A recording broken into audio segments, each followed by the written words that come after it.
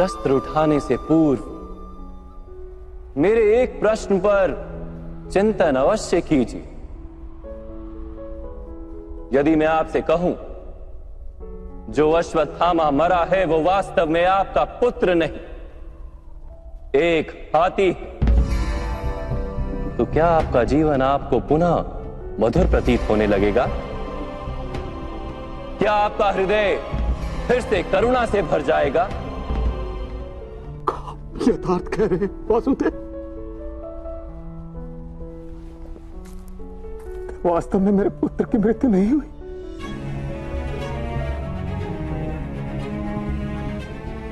यदि आज आपके पुत्र की मृत्यु नहीं हुई तो कल होगी। विश्व में कौन अमर रहता है गुरुद्रोण? किंतु वास्तविक प्रश्न तो यह है कि आपके जीवन के सुख दुख, आशा निराशा, ज्ञान अज्ञान, क्या सब कुछ केवल आपके पुत्र से बंधे? क्या आपके जीवन का दूसरा कोई मूल्य नहीं? क्या आपकी सारी शक्ति, सारा ज्ञान केवल आपके पुत्र के लिए? होश, मेरे कारण वो संसार में आया। उसने मुझे सुख, सम्मान और स्नेह दिया। मेरे लिए जीवन में उससे अधिक महत्व का कोई नहीं। क्या प्रत्येक पिता अपने पुत्र से अधिक प्रेम नहीं करता? तो विचार कीजिए गुरुद्रोण, जिस पुत्र के प्रति आपको इतना अधिक प्रेम है, उसे वास्तव में आपने क्या दिया? संपत्ति दी, सुख दिए, राज्य दिया, संस्कार दिए,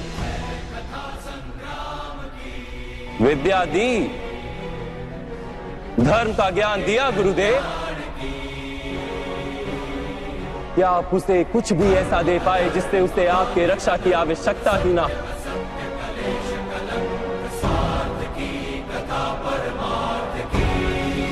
मैं मानता सब अर्जुन तथा अंगराज कर्ण की भांति महान योद्धा नहीं बन पाते, किंतु आप अपने पुत्र को उचित निर्णय लेने का शिक्षण तो दे ही सकते थे।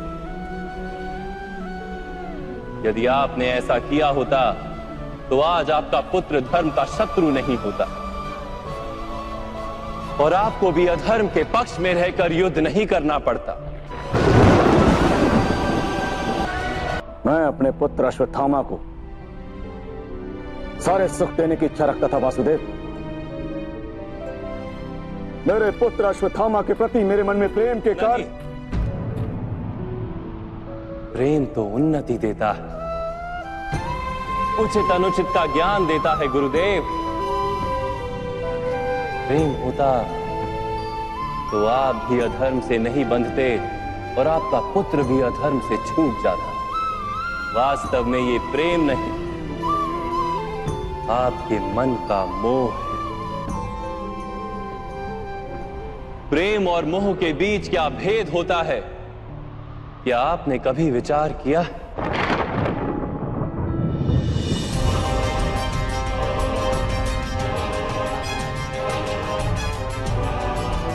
प्रेम से ही तो मोह का जन्म होता है वासुदेव।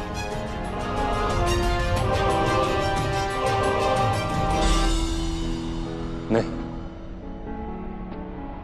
वास्तव में जहां प्रेम होता है वहां मोह होता ही नहीं।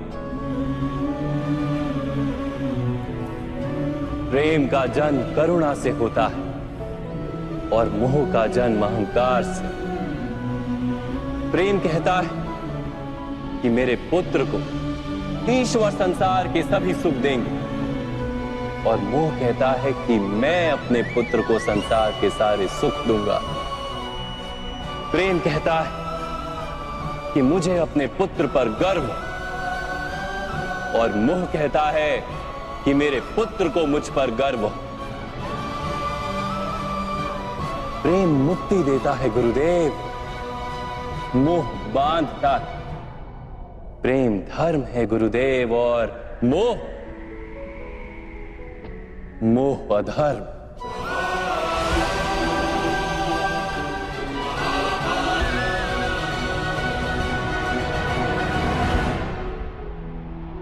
आपने अपने पुत्र को आटे का घोल पीते देख अपनी साधना भंग कर दी थी।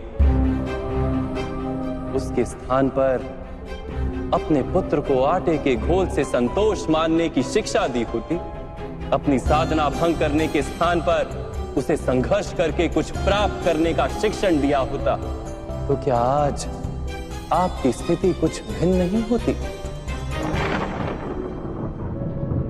अपने पुत्र का भविष्य उज्जवल बनाने के प्रयासों में आप उसके चरित्र को उज्जवल बनाना भूल ही गए। आपके मोह के कारण उसके जीवन से धर्म नष्ट हो गया।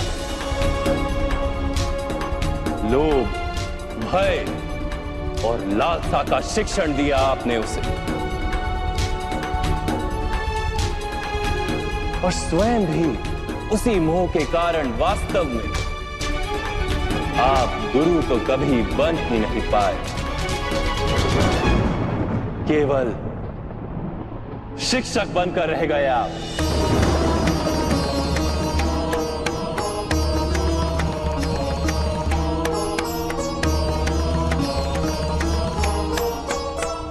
ऐसा क्यों कह रहे हैं वासुदेव?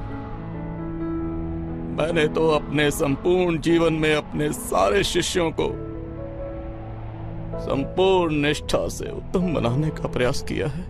गुरु वो होता है जो विद्या का दान देता है, विद्या का व्यापार नहीं करता।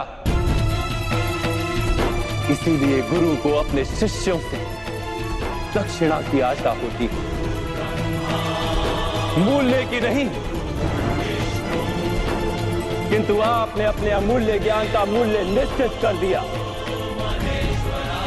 अपने ज्ञान के बदले में अपने शिष्यों से प्रतिशोध मांगकर आपने न केवल अपने जीवन में विष घोल दिया, अपितु अपने शिष्यों के जीवन में भी विष घोल दिया। और ये सब आपके मोह और अहंकार के कारण हुआ। आप गुरु नहीं हैं द्रोणाचार्य। जिस व्यक्ति के हृदय में अहंकार और मन में मोह तथा लालसा होती, उसके हाथों धर्म का कार्य तो हो ही नहीं सकता। इसलिए महर्षि भरद्वाज के पुत्र जैसे बाढ़ में डूबता हुआ व्यक्ति किसी वृक्ष को पकड़कर स्वयं की रक्षा करता है,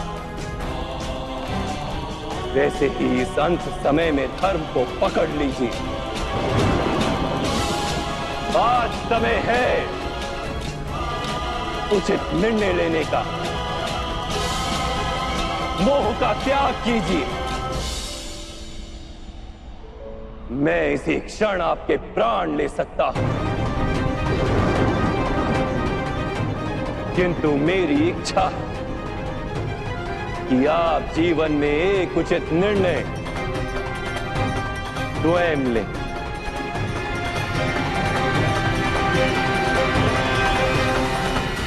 यथार्थ कह रहे हैं आप। मेरा ही दोष था कि मेरे पुत्र अश्वत्थामा को दंड प्राप्त हुआ।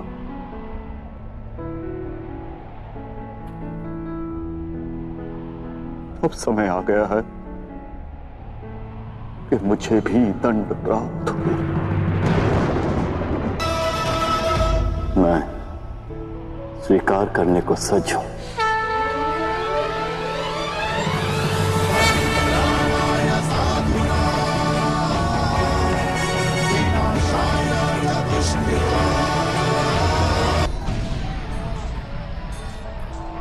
मेरा अंत समय आ गया है वासुदेव।